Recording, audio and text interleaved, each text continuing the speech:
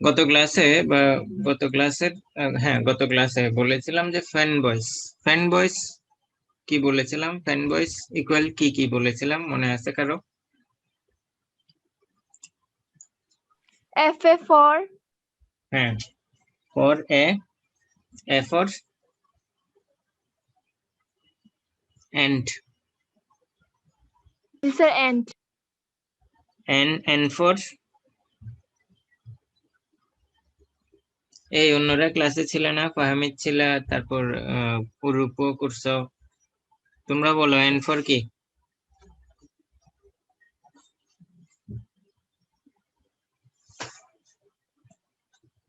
রূপ, N for কি? Sir গত ক্লাসে আমি মিস দিছিলাম।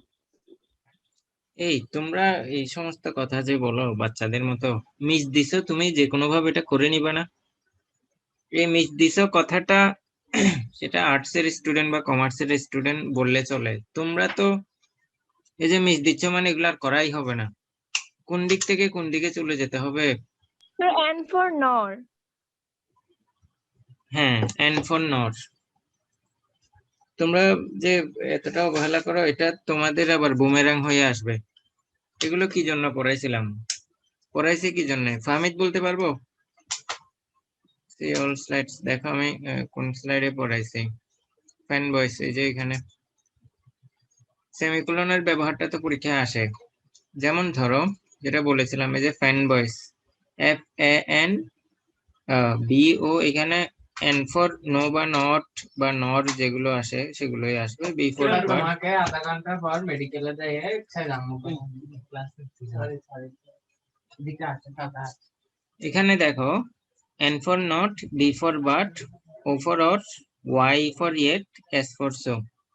তো এগুলা কি জন্য আলোচনা করেছিলাম? যেমন ধরো যে এখানে শেষের দিকে যে নিয়মটা, এই শব্দগুলো অর্থাৎ যেমন ধরো এই শব্দগুলো যদি তারা বিপরীত অর্থ বোঝায়, therefore, yet, then, however, so, otherwise, still, nevertheless, এই শব্দগুলো দ্বারা যদি সেন্টেন্সে বিপরীত অর্থ বোঝায়, তখন ওই সেন্টেন্সে এই শব্দগুলোর পূর্বে সেমিকোলন বসে। যেমন ধরো he had all the qualities, he had all the qualifications, yet he didn't get the job. একটু ব্যাপারটা লক্ষ্য করো, তার সব যোগ্যতাই ছিল কিন্তু সে কি didn't get the job, say job পায়নি। এখানে বিপরীত অর্থ বোঝাচ্ছে, কিন্তু এই শব্দগুলো দ্বারা এখানে ইয়েট দ্বারা বিপরীত অর্থ বোঝাচ্ছে। জব, তার কোয়ালিফিকেশন থাকলে সে তো জব পাওয়ারই কথা, কিন্তু সে পায়নি, তার মানে সেন্টেন্সটা বিপরীত হয়ে গিয়েছে। তার মানে এখানে আমরা জানি যে ইয়েট, এই যে ইয়েট দ্বারা, এই শব্দ দ্বারা যদি বিপরীত অর্থ বোঝায়, যে কোনো একটা শব্দ দ্বারা যদি বিপরীত অর্থ বোঝায়, তখন কি হবে? ওইখানে এই শব্দগুলোর পূর্বে কি বসাতে হবে? সেমিকোলন বসাতে হবে। এই কারণে আমাদেরকে বুঝতে হবে কি, এই ফ্যান বয়েসটা বুঝতে হবে। আসো এবার ফুল স্টপ ব্যবহার করা যায় কেবল সেখানে আমরা সেমিকোলন ব্যবহার করতে পারি। তো এই বিষয়টা তোমরা লক্ষ্য করো যে ফুল স্টপ কখন ব্যবহার করা হয়। এটা তোমাদের হ্যাঁ একটা অ্যাসার্টিভ সেন্টেন্স ফুল স্টপ, এই যে প্রথম স্লাইডে, একদম প্রথম স্লাইডের দিকে আমি শিখিয়েছিলাম। এই যে যেমন ধরো এই যে এখানে ফুল স্টপ, দ্বিতীয় স্লাইড, এটা ফুল স্টপের ব্যবহারে কি শিখিয়েছিলাম সেন্টেন্স যদি অ্যাসার্টিভ সেন্টেন্স হয়, ইম্পারেটিভ সেন্টেন্স হয়, অপটেটিভ সেন্টেন্স হয়, এদের শেষে ফুল স্টপ বসে। যেমন ধরো একটা উদাহরণ হচ্ছে কি, the boys goes to school, boys গুলো কোথায় যায়? স্কুলে যায়। এটা সাধারণ একটা বিবৃতি, যেখানে সাবজেক্ট ভার্ব অবজেক্ট থাকছে, তাকে আমরা কি বলছি? Assertive sentence. ইম্পারেটিভ সেন্টেন্স কাকে বলে? যে সেন্টেন্স দ্বারা আদেশ, উপদেশ, অনুরোধ, নিষেধ বা নির্দেশ বোঝায় তাকে ইম্পারেটিভ সেন্টেন্স বলে। ইম্পারেটিভ সেন্টেন্সের শেষেও ফুল স্টপ হবে। আবার অপটেটিভ সেন্টেন্স, অপটেটিভ শব্দের বাংলা অর্থ কি?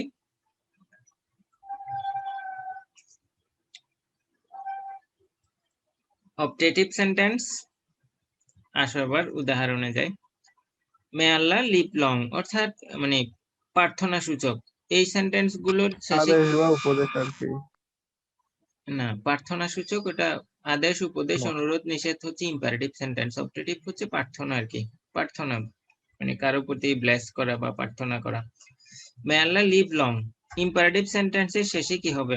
ফুল স্টপ হবে। তো এখন চলে যাই আমরা লাস্ট ভিউ যেটাতে ছিল সেটাতে চলে যাই। এই যে দেখো,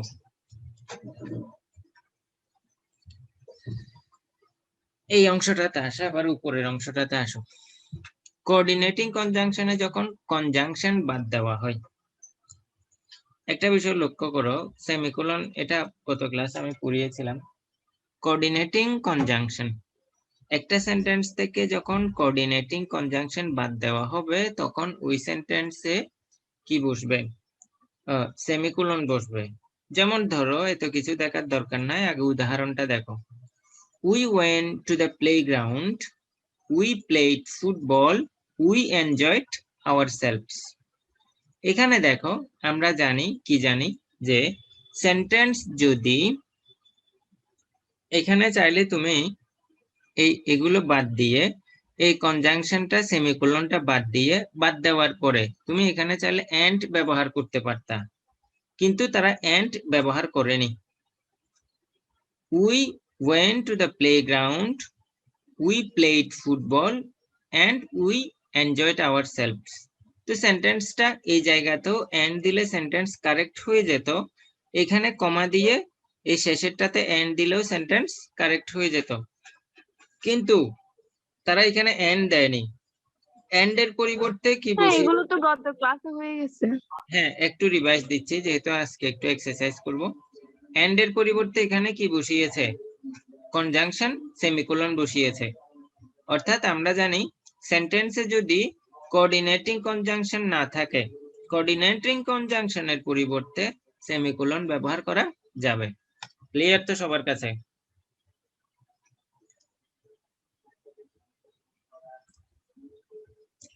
আসো এবার, আমরা গত ক্লাসে ছিলাম মূলত ক্যাপিটালাইজেশনে মনে হয়।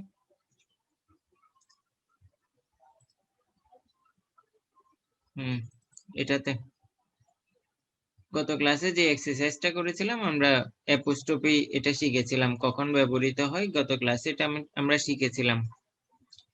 তো এই প্র্যাকটিসটাও গত ক্লাসে আমরা করেছিলাম। আজকে ইনশাআল্লাহ আমরা ক্যাপিটালাইজেশন কিভাবে, অর্থাৎ সেন্টেন্স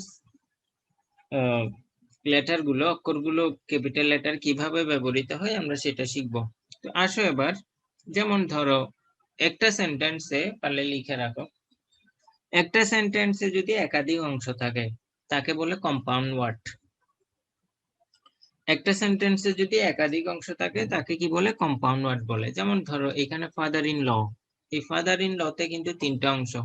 আবার যেমন ধরো আমি বলতে পারি mother in law, mother in law মানে শাশুড়ি, ফাদার ইন ল মানে শ্বশুর। তো এই শব্দগুলো, এগুলো হচ্ছে কম্পাউন্ড ওয়ার্ড যেগুলো একাধিক অংশ দ্বারা তৈরি।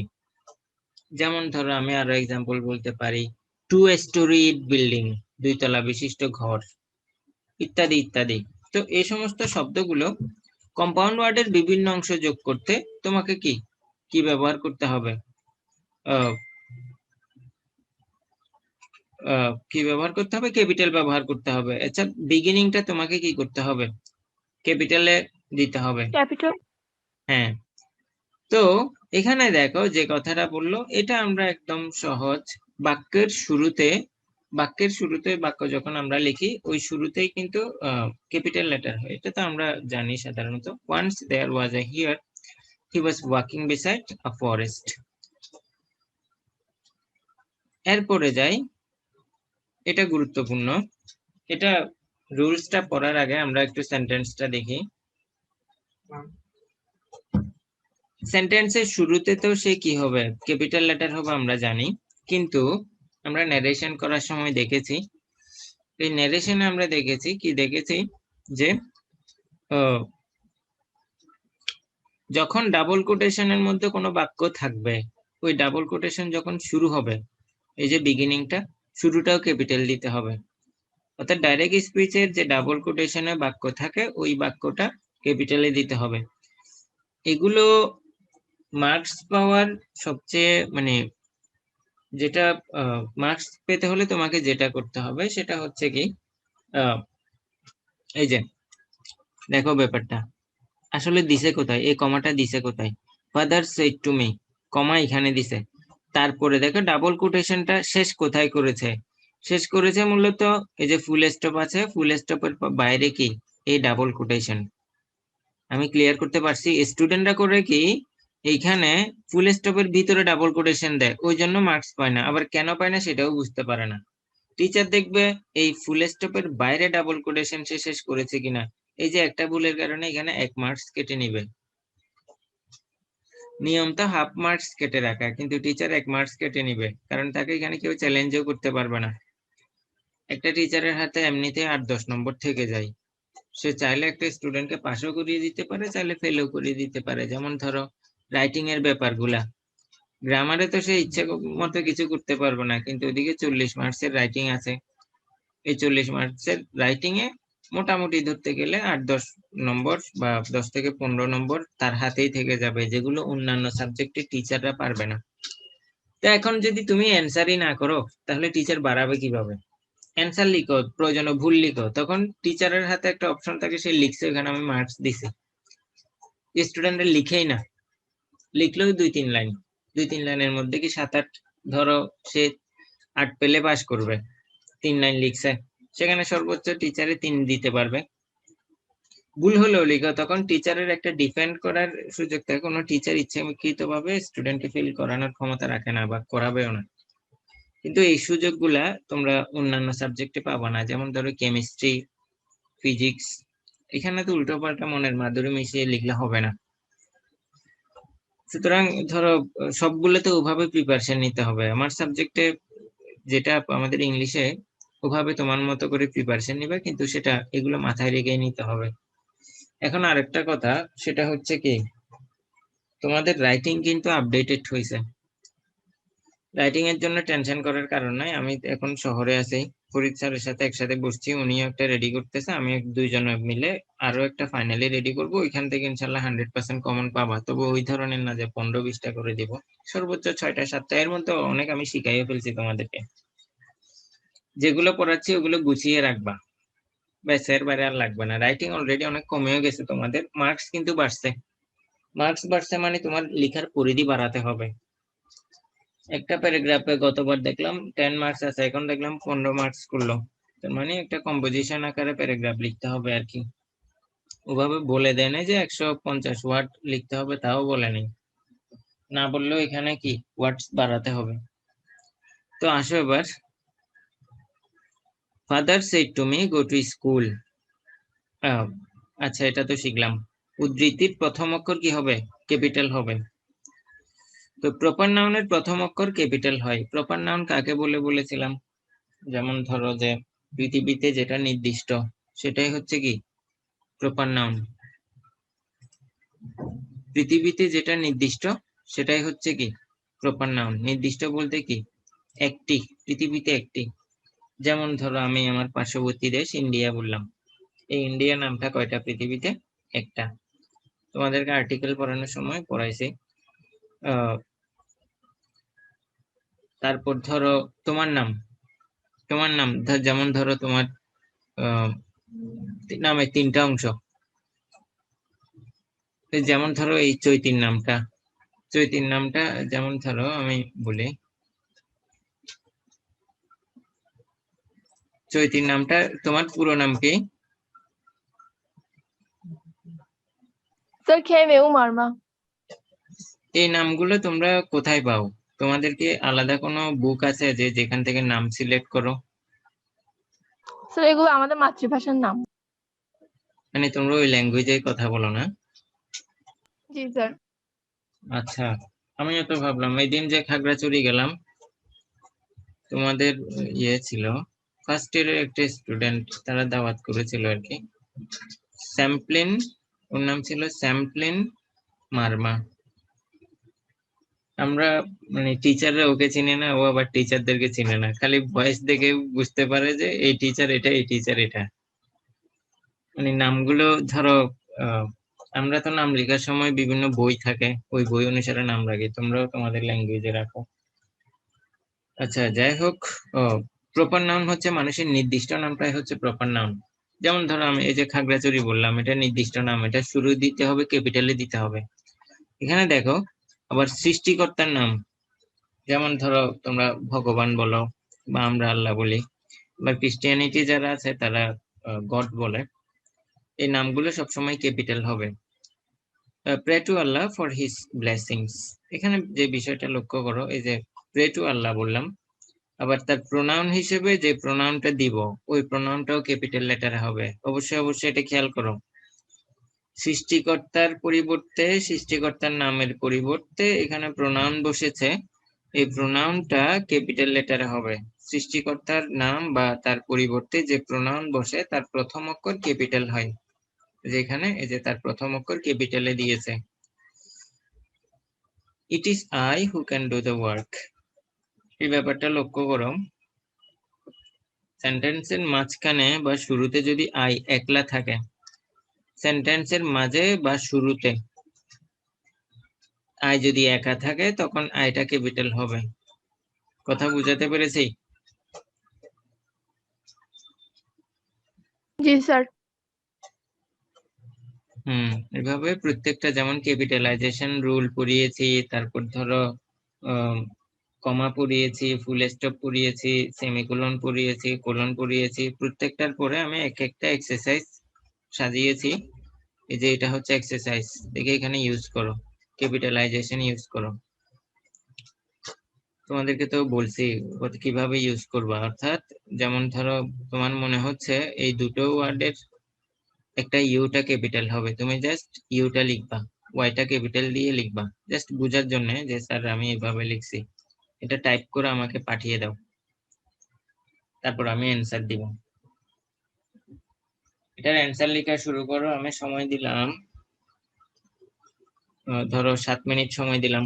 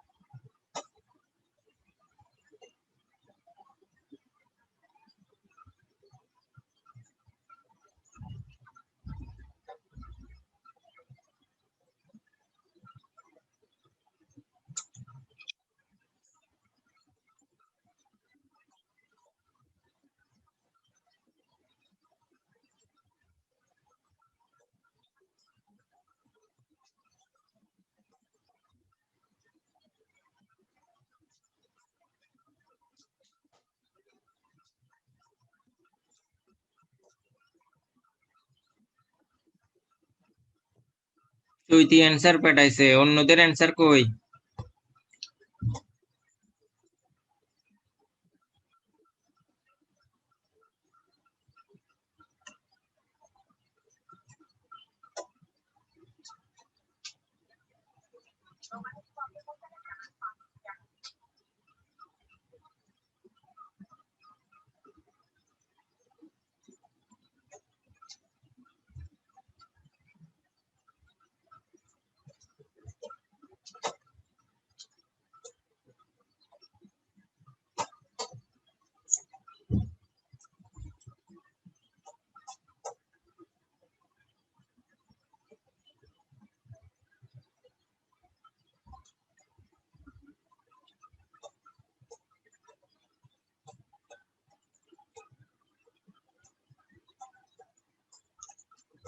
সবাই লিখে দাও, লিখে বসাও যে যা পড়াইছি তা, একটু আগে যে নিয়মটা পড়িয়েছি সেটাই।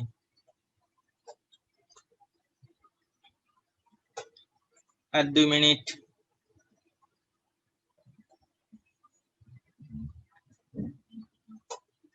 স্যার শুধুমাত্র ক্যাপিটালাইজেশনই তো না? ক্যাপিটালাইজেশন অন্যান্য কিছু আচ্ছা ক্যাপিটালাইজেশনই করো, অন্যান্য গুলো কিছু বোঝার ব্যাপার আছে, সেটা আমি বলে দিব।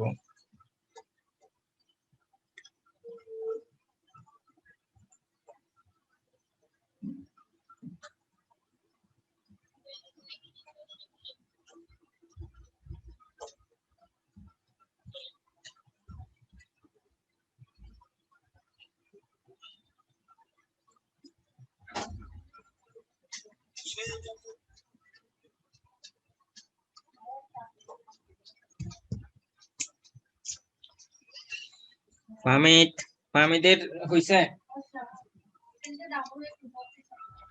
জি স্যার, করতেছি এখনো।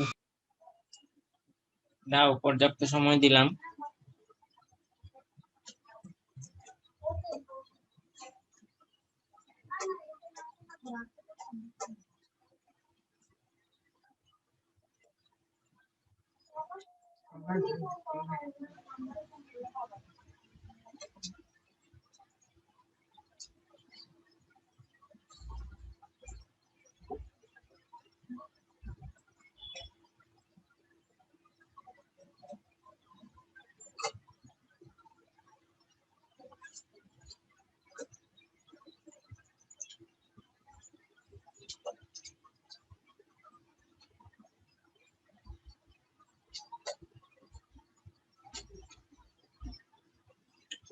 অরূপ করছো?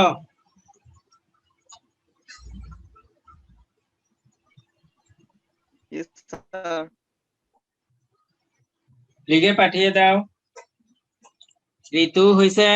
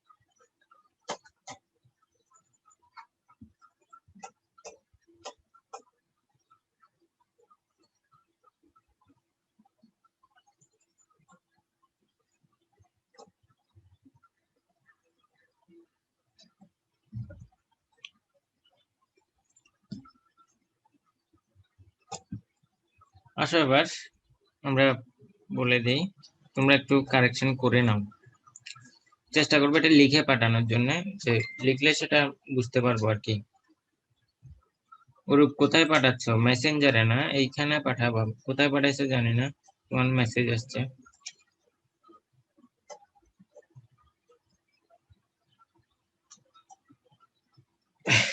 অরূপ একদম পুরোটা লিখতে বলি নাই তো আমি তোমায়, দেখো আমি যেটা বলছি তোমাকে, যেমন ধরো এই ওয়ার্ডটা কি হবে, ক্যাপিটাল হবে ইউ, তো ইউর ওয়াইটা ক্যাপিটাল দিয়ে ইউ শব্দটা লিখে পাঠাতে বলছি তোমাকে আমি। এত বড় লিখলে তো, এগুলো পরীক্ষায় লিখবা, পরীক্ষায় অবশ্যই পুরোটা লিখতে হবে, কিন্তু তুমি যেখানে ক্যাপিটালাইজেশন করবা, পাংচুয়েশন করবা, সেখানে কি করতে হবে, ওই জায়গাতে তোমার কি নিচে দাগ দিয়ে দিবা যে এখানে আমি কি করলাম, ক্যাপিটালাইজেশন করলাম বা পাংচুয়েশন ব্যবহার করলাম, যাতে করে টিচার তোমার এটা পয়েন্ট আউট করতে পারে, আইডেন্টিফাই করতে পারে সহজে। টিচারের যখন একটু সময় বেশি লাগবে সে বিরক্ত হয়ে যাবে। টিচারের যেভাবে সুবিধা করা যায় তুমি সেভাবে লিখবা, তার খাতা কাটতে যেন কি, এমনিতে খাতা কাটার একটা প্রেসার থাকে বা বিভিন্ন ধরনের ঝামেলা, তো তোমার যদি এভাবে টিচারকে হেল্প করে লিখতে পারো তাহলে তোমার প্রতি কি পজিটিভ থাকবে, যতটা পারা যায় তুমি ওইভাবে লিখবা। আর দেখো এখানে অ্যান্সার, এখানে দেখো একটা বিষয়, তোমরা ক্লাসগুলা যদি করো, ক্লাস যদি আগের গুলা সবগুলা যদি করো, এখানে এই বিষয়টাতে একটা রুল আমি পড়িয়েছিলাম, জোর দেওয়া বোঝাতে, জোর দেওয়া অর্থে, অর্থাৎ তুমি কোনো কিছু কি জোর দিচ্ছ, জোর দিয়ে বলছো, জোর দেওয়া বোঝাতে ওইখানে কি হবে, এই যে এই চিহ্নটা ব্যবহৃত হয়, এক্সক্লেমেশন চিহ্ন যখন পড়িয়েছিলাম, যখন কাউকে তুমি জোর দিয়ে বলবা, জোর দেওয়ার ক্ষেত্রে তখন ওই এক্সক্লেমেশন চিহ্ন ব্যবহৃত হয়। তার মানে এখানে স্টপ, স্টপ বলে সে থেমে গিয়েছে, তো স্টপ এখানে ইম্পারেটিভ সেন্টেন্সের যে নিয়মটা আছে সেখান থেকে স্টপের পরে ফুল স্টপ আসছে, কিন্তু আবার এই চিন্তা দিয়ে যদি আমরা বলি যে সে জোর দিয়ে বলছে, তখন এক্সক্লেমেশন চিহ্ন ঠিক আছে, অর্থাৎ তোমরা এখানে এক্সক্লেমেশন চিহ্নটা চাইলে এখানে ফুল স্টপ দিতেও পারো, নাও দিতে পারো। তো এখানে তো আমাদের ইয়ে নাই, আমাদের বিষয়টা এখানে দেখো, তারপর শুরু, এখানে যদি সেকেন্ড সেন্টেন্স দাও, সেকেন্ড সেন্টেন্স দিলে তোমাকে ক্যাপিটালাইজড করতে হবে, যেটা এমনটা করেছি। তারপর আরগুলো ঠিক আছে, শাউটেড দ্য টু রেডস। এরপরে যাই, সেন্টেন্সের শুরু আসলো, আমরা অ্যাজ ইউজুয়াল আইটা ক্যাপিটাল করে দিলাম। একে তো সেন্টেন্সের শুরু, আর হচ্ছে কি ডাবল কোটেশনের ভিতরে আবার একটা সেন্টেন্সের শুরু, তখন my best and but I have, I have ওটা হচ্ছে কি সংক্ষিপ্ত রূপ, I have told you it's difficult, set the rates, ঠিক আছে, যেহেতু সেন্টেন্স এখানে কি দুইটা, এই যে এখানে একটা শুরু আবার এখানে শেষ, আবার এখানে শুরু, সে কারণে এখানে আবার দিছে। দিস ইজ দা, সেন্টেন্সের শুরু যেহেতু ক্যাপিটাল দিছে, দিস ইজ মাই পিস, তো আবার এখানে যেহেতু সেন্টেন্সের শুরু ক্যাপিটাল দিল, এই যে এখানে স্মল লেটার আছে এখানে ক্যাপিটাল দিল। Haven't I done lot of work for you, তো ডাবল কোটেশন শেষ, রিপ্লাইড দ্য মানকে, এরপর আবার সেন্টেন্সের শুরু, তো ক্যাপিটাল দিল, এবং শেষে কি দিল, অ্যাজ ইউজুয়াল এক্সক্লেমেশন চিহ্ন। আচ্ছা এখানে একটা জিনিস বাদ পড়ে গিয়েছে, এখানে একটা কমা হবে এই জায়গাতে, সেইড এর পূর্বে একটা কমা হবে। এই সবাই বুঝতেছো আমার কথা, শুনতেছো?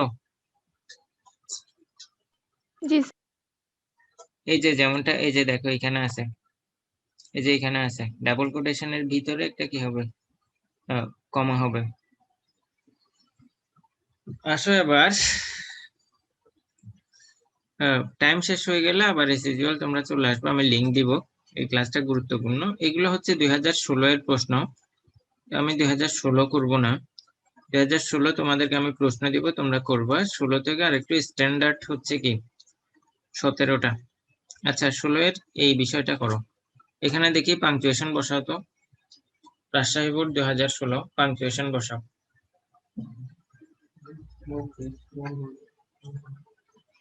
একটু মনোযোগ দিয়ে বসাবা।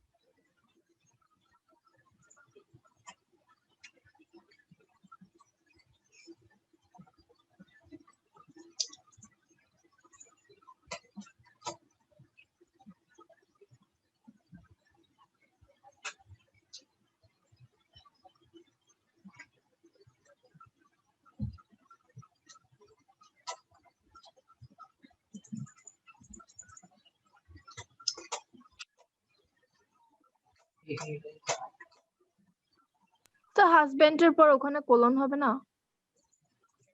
ওই হ্যাঁ থার্ড লাইনে যেটা ভুল আছে তুমি সেটা দিবা। কোলনটাও তো কি একটা পাংচুয়েশন।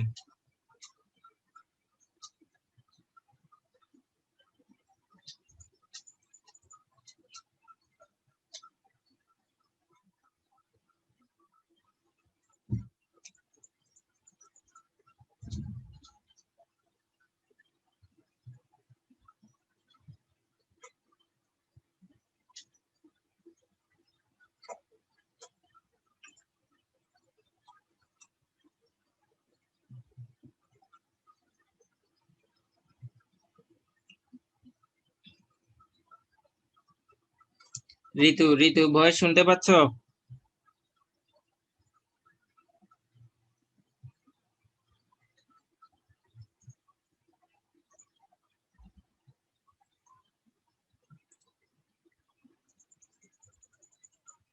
ঋতু কোথায় চলে গেল? ঋতু এখানে অনলাইনে দেখা যাচ্ছে, গেল কই?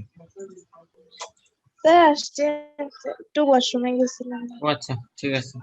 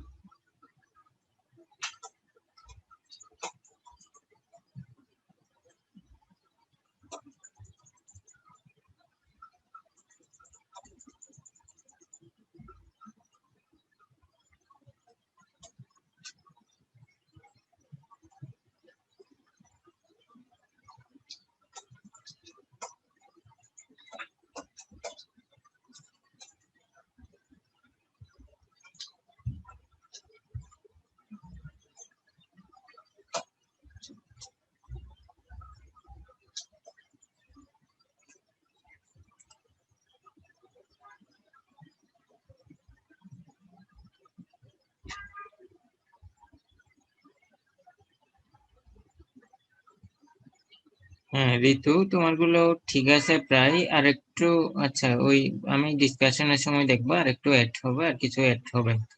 ওগুলা প্র্যাকটিস করতে করতে আসে, হুবহু রুলের মধ্যে আসে না। যেমন ধরো কোন শব্দ শুরুতে থাকলে ওই শব্দের পরে কমা হয়। যেমন 2016 সালে একটা প্রশ্ন এসেছিল, যেমন সুন শব্দটা যদি সামনে থাকে, সেন্টেন্সের শুরুতে থাকে, ওই শব্দের পরেও কমা হবে।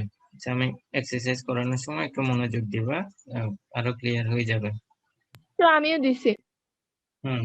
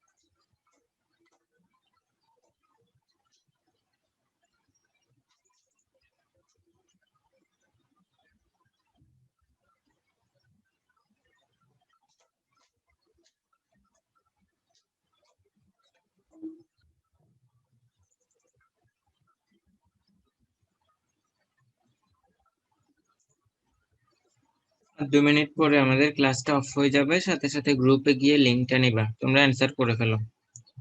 আমি সেকেন্ড লিঙ্ক যেটা দিব ওইখানেই অ্যান্সারটা ডিসকাস করব। তোমরা এখন অ্যান্সার গুলো লিখে ফেলো।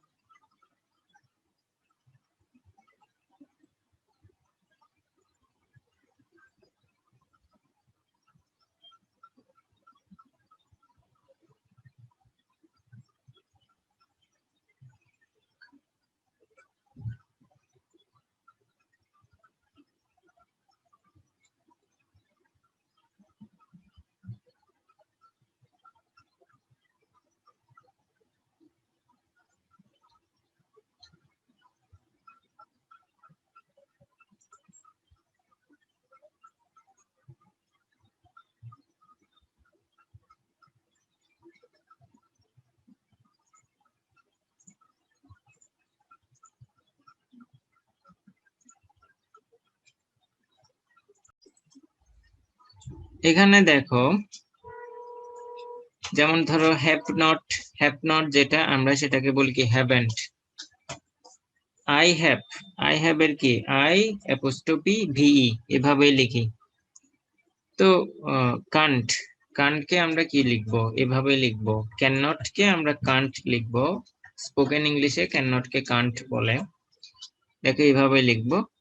তো যেহেতু এখানে এখানে যে মডেল অক্সিলারি ভার্ব সেন্টেন্সের শুরুতে চলে আসছে, সে কারণে ইন্টারগেটিভ। এই চৈতি এটা খুব পারফেক্টলি লিখছো। Can't you cook food properly, তুমি কি সঠিকভাবে ফুড রান্না করতেই পারো না? তো আই কুক ফুড প্রপারলি। হ্যাঁ, তো সেন্টেন্সটা এখানে শেষ। এটা হচ্ছে কি আই কুক ফুড প্রপারলি, দেখো এটা কোন ধরনের সেন্টেন্স, যে পাশে ফুল স্টপ দিয়েছে এটা হচ্ছে তোমার অ্যাসারেটিভ সেন্টেন্স, অর্থাৎ সাধারণ বিবৃতিমূলক যে বাক্য, একদম সেকেন্ড স্লাইডে আমরা পড়েছিলাম। তো বলছে কি the problem is with you, problem আমার না, প্রবলেম তোমার। The problem is with you, যেহেতু সেন্টেন্স শুরু করলাম ক্যাপিটাল দিলাম, সেন্টেন্স শেষ করলাম ফুল স্টপ দিলাম। তো হাজবেন্ড রিয়েলি, রিয়েলি সত্যিকার অর্থে সত্যি, দেখো এই শব্দগুলো রিয়েলি, সুন, তারপর ওয়েল, এই শব্দগুলো যদি সেন্টেন্সের শুরুতে থাকে তখন এগুলোর পাশে কমা দিবে। Comma this foods are crap, this taste pathetic, এগুলো প্রায় পচেই গিয়েছে, কিন্তু এগুলোর টেস্ট প্রায় মানে একেবারে অসহনীয়। তো যেভাবে দিলাম হাজবেন্ডের পরে, দেখো এইখানে কিন্তু ওই তোমার এটা দেয় নাই, কোলনটা দেয় নাই, তোমরা এটা দিয়ে দিবা, এখানে দিয়ে দিছে, এটা হচ্ছে একটা কি punctuation. This food are crap, the taste pathetic, তো ক্র্যাপ সেন্টেন্স শেষ, দ্য টেস্ট প্যাথেটিক, এগুলো খেতে কি অনেক প্যাথেটিক। আবার তোমরা চাইলে এখানে আরেকটা ইয়ে করতে পারো, সেন্টেন্সটাকে আলাদা করার জন্য এখানে কমা ব্যবহার করতে পারো।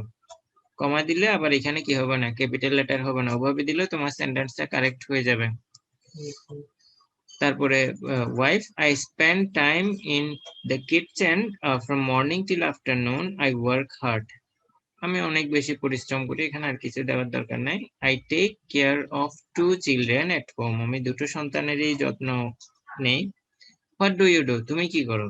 হাজবেন্ডের সাথে একটা রীতিমতো মারামারি, সংঘর্ষ, দেওয়া পাল্টা দেওয়া শুরু হয়ে গেছে আর কি।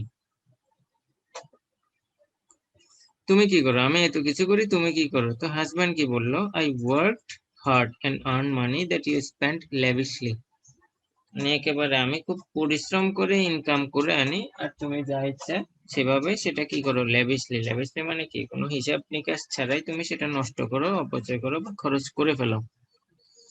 তো দেখো, how dare you say that, কেমন সাহস আমাকে এত বড় কথা বলছো।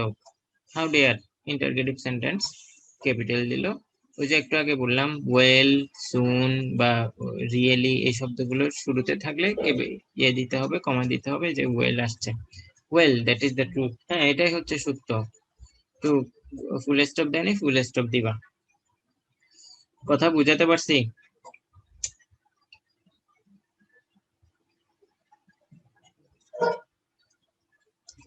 বুঝছো সবাই?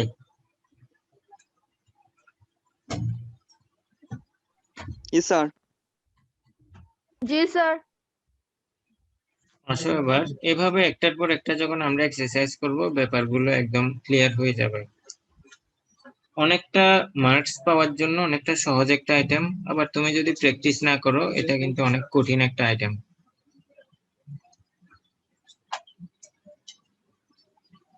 দেখি, আচ্ছা এটার অ্যান্সারটা লিখো তো।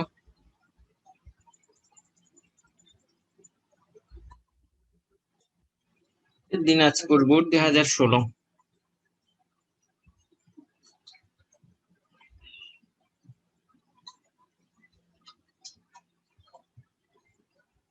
ফাহমিদ কই, আসেনি কে? আচ্ছা ঋতু আসেনি। ফাহমিদ, তোমার ক্লিয়ার হচ্ছে? জি স্যার।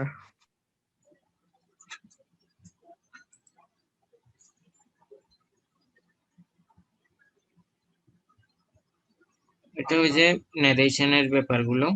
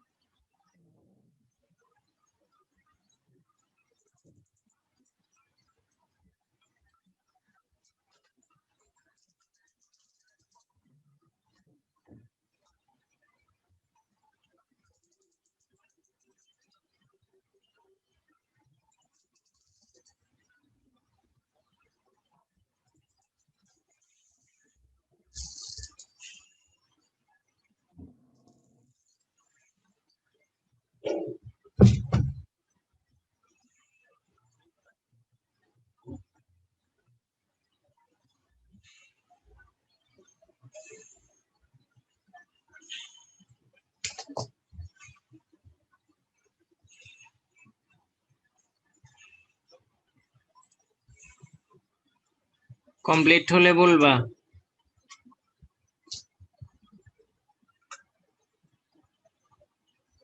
যে শর্ট সিলেবাস দিয়েছে ওই শর্ট সিলেবাসে কিন্তু এই পাংচুয়েশন আছে।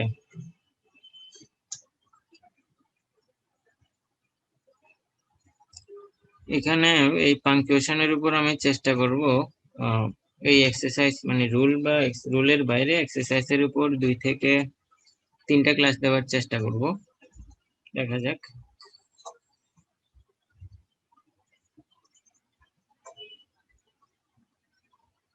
চৌত্রিশটা হয়েছে। আচ্ছা আমি অ্যান্সার বলছি, লক্ষ্য করো সবাই। এই যে এটা তো একটু আগে বললাম, যে এটা মনে আছে কিনা তোমাদের, যে নাম বা শেষে থাকলে তখন এরপরে কি আসবে, কমা আসবে, নামের পূর্বে কমা আসবে, যেহেতু ইন্টারগেটিভ। হাউ দিয়ে শুরু হলো, ইন্টারগেটিভ। সেট মিস্টার করিম। এখানে একটা বিষয় লক্ষ্য রাখবা, এই ধরনের চিহ্ন যদি থাকে, ইন্টারগেটিভ চিহ্ন যদি থাকে, এখানে আর কমা দিবা না, কমা আসবে না। তো সেন্টেন্সটা চাইলে কিন্তু তুমি কি করতে পারো, এখানে দিয়ে সেন্টেন্সটা অ্যাড করতে পারো, অথবা কমা দিয়ে তুমি কি এভাবেও লিখতে পারো। চাইলে এখানে ফুল স্টপ দিয়েও লেখা যায়, কিন্তু যেহেতু একজনের কথা, তাহলে তুমি আরেকটা অংশ ফুল স্টপ না দিয়ে, নামের পর কি ফুল স্টপ হবে না? নামের পরে ফুল স্টপও দিতে পারো, অথবা কমা দিয়ে তুমি বাকি অংশটা লিখতে পারো। বুঝতে পারছো? জি স্যার। তো কথা তো দুইজনের, এখানে জাস্ট অ্যাড করে দিয়েছে আর কি, কমা দিয়ে মানে দুটো অংশকে অ্যাড করে দিল। হি ইজ ভেরি ওয়েল, এই যে হিটা ক্যাপিটাল দিল, well thank you. Thank you কে আলাদা করার জন্য কমা দিল। তো এখানে এই ব্যাপারগুলো লক্ষ্য রাখবা, কমাটা কখন হচ্ছে সেন্টেন্সের শেষে, ডাবল কোটেশন হচ্ছে এই কমার বাইরে, রিপ্লাই ট্রানা। এখানে দেখো আবার এই বিষয়টা তোমরা একটু সামনে লক্ষ্য করো, এখানে কিন্তু পাংচুয়েশন চিহ্ন আছে, ইন্টারোগেশন চিহ্ন আছে বলে কি এখানে কি হয়নি, এই সিঙ্গেল কমাটা হয়নি। যখন এই ধরনের চিহ্ন থাকবে অর্থাৎ ইন্টারগেটিভ থাকবে, তোমাকে আর কি দিতে হবে না, ইন্টারগেটিভ এই যে কমাটা আর দিতে হবে না। তারপরে যাও I am glad to hear, এরপরে যাও I am glad to hear that he is in good health, সে হচ্ছে কি মানে সুস্থই আছে। সেইট মিস্টার করিম, এখানে আরেকটা বিষয় আমি বাদ পড়ে গিয়েছে, সেটা হচ্ছে কি এখানে একটা কি বসবে, কমা বসবে। সেইট মিস্টার করিম, ডাবল কোটেশনের ভিতরে একটা কমা বসবে, এতটুকুই। এখন আসো এগুলো আরো বিস্তারিত এক্সারসাইজ করব। তোমাদেরকে 1 নাম্বার কথা, রূপ যেটা করবা গ্রুপে একটা দিয়ে দিবা, গ্রুপে একটা, আচ্ছা কালকে 2টায় মিটিং দিলে সবাই অ্যাটেন্ড করতে পারবে? আমাদের মানে কার্যক্রমগুলো আমরা পর্যালোচনা করব, কি কিভাবে আরো ইমপ্রুভ করা যায়, নতুন একটা সিলেবাস আসলো, আমরা একটু বিস্তারিত ডিসকাস করব, অর্থাৎ ওই জি স্যার। গ্রুপ কলের মাধ্যমে আর কি। তোমরা একটু প্রিপারেশন নিবা, যে মানে এই সিলেবাসটা দেখে একটু প্রিপারেশন নিবা, যেন কি পরামর্শ দিতে পারো তোমাদের ভালোর জন্য, আমরা কিভাবে কি করতে পারি। কালকে 2টায় তাহলে একটা মিটিং দিই, গ্রুপে কল দিব, কি বলো সবাই? জি স্যার। Yes, sir. তাহলে ওরূপ একটা ঘোষণা লিখে গ্রুপে দিবা। দ্বিতীয়ত আমি 5টা এক্সারসাইজ দিব, একটু পরে তোমাদের গ্রুপে দিয়ে দিব, তোমরা গ্রুপে অ্যান্সার গুলো গ্রুপে দিয়ে দিবা, আমাকে ট্যাগ করে দিয়ে দিবা, মনে থাকবে এই পাংচুয়েশনের উপরে, বুঝতে পারছো?